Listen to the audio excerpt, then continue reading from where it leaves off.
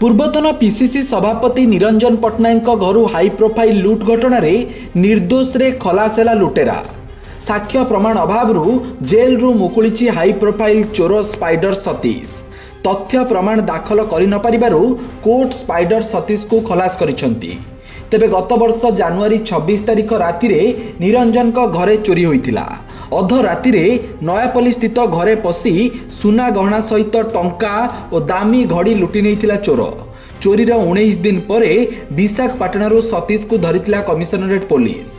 सतीश जड़े हाईटेक चोर, तार ना स्पाइडर सतीश बोली सेतेबेले कुहा जाइतिला।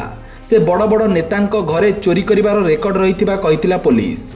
पुलिसर सेतेबेलर तथ्य अनुसार निरंजन घरु चोरी परे से प्रथमे बरमुंडा जाई बस जोगे विजयनगरम खसी पळाइथिला, किंतु स्पाइडर सतीश पिंधिथिबा रेडियम जोता ही सेतेबेले ताकु धरा पकाई देइथिला।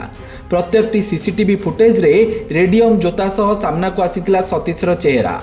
10,000 फोन कॉल और 400 सीसीटीवी जांच 50 हार्डकोर चोरों हिस्ट्री अनुध्यान करी शेष विशाखापाटनार एक गहना दुकान रु सतीश को धरिथिला कमिशनरेट पुलिस।